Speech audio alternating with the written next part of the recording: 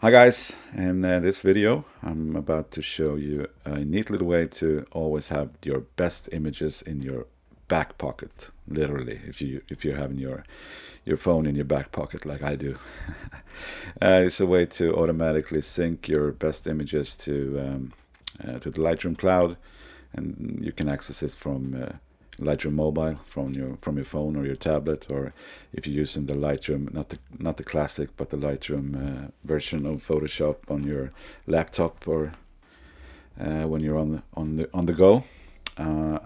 So I am going to show you what I do to set it up, and then just easily, when I decide to I want this image, and then just press a button, and then go on with my life, and later on I can access that image from wherever I am. So the way to do this is you will have to enable auto import from Lightroom, and it can be anywhere you want in your Lightroom catalog. You need to have sync enabled, of course, otherwise it's not gonna work for you.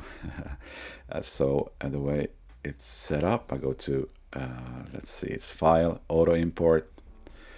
You have to enable auto import, of course, but if we go to auto import settings, you get this dialog. Here you can also enable or disable the auto import. The way you do it is you have a watched folder, and this folder is where Lightroom looks for images that is put there, and then actually moves them to another folder that of your choice. You create a subfolder name for that, and so on and so on. So the thing is with this, the folder that you're going to use is needs to be empty. You can't have any images in it. Then Lightroom will tell you, no, that's no good. I need a clean, empty folder. So in this case, it is. So I will still use that for the sake of this tutorial. But you can choose you can choose whichever folder you want. You can create a new folder, put it wherever you want, doesn't matter. So I will choose that. So this is the folder that Lightroom will look, and I will like a destination. So I will choose a destination. For the sake of it, I will create a new folder on my desktop, which I will call YouTube Sync. Well, that's a good name, I think. And I will choose that folder, and I will use a subfolder name, Syncs, maybe. And here's the thing, you need to add this one to a collection, and you preferably create a new collection. I will use it, name it YouTube Sync, and you can put that in a collection set if you want, or you can just do it as you want. I will put this in. Oh, I do have so many collections in my collection. Whatever, I will not do that now. I'll just YouTube sync. You can set it as a target collection, and this is the thing, you need to sync it with Lightroom. There you go, create. So when an image is put in this folder, the watched folder, and it will then move it to this folder and put that in a collection and sync it to the cloud. And here you also have some other settings that you can use if you want to. I rarely rename my photos, but you can rename them. You can even put like a develop settings on it, metadata, and so. So I will press OK. So now that's set up, I will go to a Photoshop. And this is where I added my images, of course. You can also do this by, if you go back to Lightroom, of course, you can just, if I want to export that image, you can choose that folder as well. But I think this workflow that I use is even better. So when I edit my photos in Photoshop and I think, oh, this is a good one, I need to have this in my sync cloud. I need to maybe post it on Instagram somewhere along the way, maybe today, maybe another day, a year from now, or yeah, anything.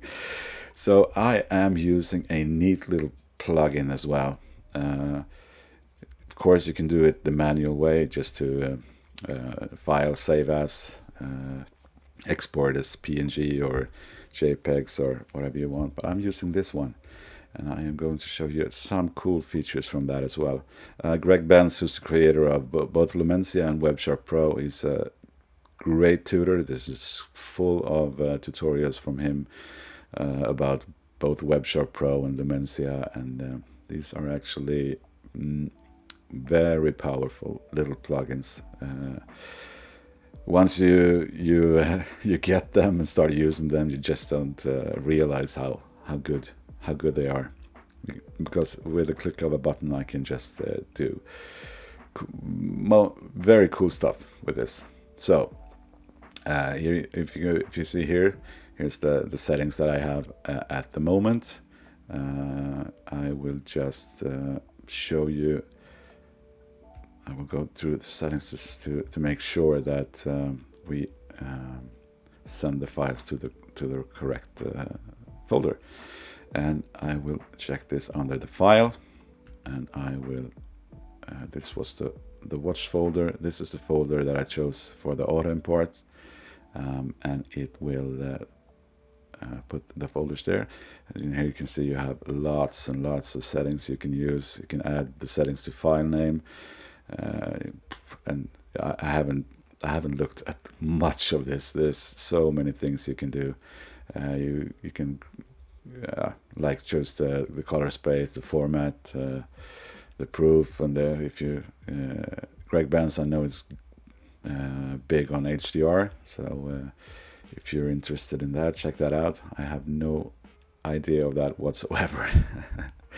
And as you can see here, you can have you have a quick export. You can choose.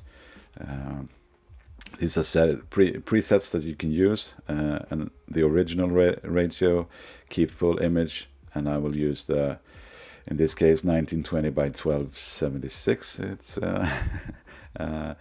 and you can do some other stuff as well. The resolution. You can even put a border on if you want to. Like, you can choose the percentage to make a border of your choice, if it's with the color, or if you want to drop shadow, and you can do a secondary border. And yeah, like I said, there's tons of options you can choose. But for this first image, I will just I will do two things. I will just sharpen this first, and that's the action, the way the action works. And as you can see, it just created some things in the background, and yeah, it resized it. It's exporting it, put some sharpening on, hence the name WebSharp Pro. So that's very cool. I will show you one more thing. Maybe I just should open that folder. Let's see where it's at. I don't need the watch folder. I think it's. Oh, sorry. I should have checked this out before. No, I'll do like this. Yeah, I'll search for that. It's a little bit messy. Watched folder, right? There you go. That's the one. So as you can see, it's empty. I did export an image to there, but then I will go to my YouTube sync, and I have the syncs catalog, which I set up, and there you go. That's the image I just exported. It's the original ratio. It's 1920 by 1276 in this case. So there it is. So what about Lightroom? Is it there? Yeah, let's see. I will go to my collections. I will remove the blues.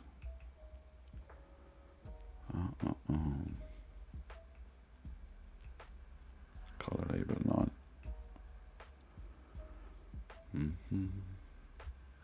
Oh, as you can see, I have tons and tons of collections. Oh, come on. I wish there was an easy way to collapse all. So here you go. Here I have my YouTube sync. And if I choose, and there it is. So it has imported automatically to the Lightroom Classic. How about Lightroom for mobile? Yes, as you can see here, YouTube sync. If I press that, it's there as well. So if you grab your phone, open the Lightroom mobile, it's there as well once it's synced. And I think that is a pretty cool thing.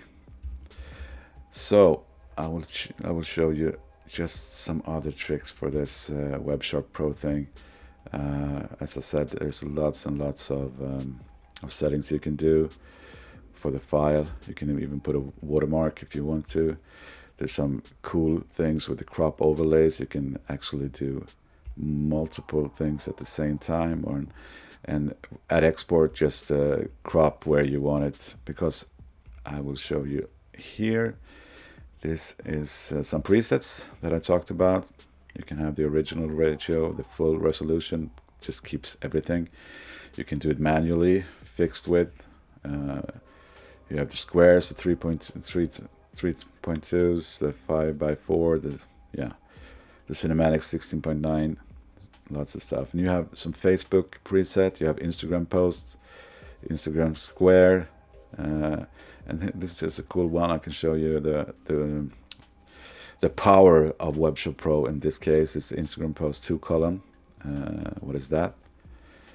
I will use the default settings, and I will press sharpen again. And it doesn't matter about that I've done. Oh, yeah, all right. Yeah, the ratio in this doesn't work with the thing, but I will fill it with fixed color. Doesn't really matter. You can play around with this when you want. But what this does, it actually creates 2 images. So if I go back to the folder where Lightroom puts it, you can see I now created 2 images, and that's the left one, and that's the right one.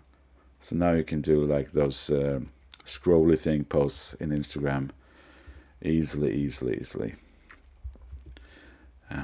Yeah, and also that, maybe we'll just wait and see. Sometimes it takes a minute to sync.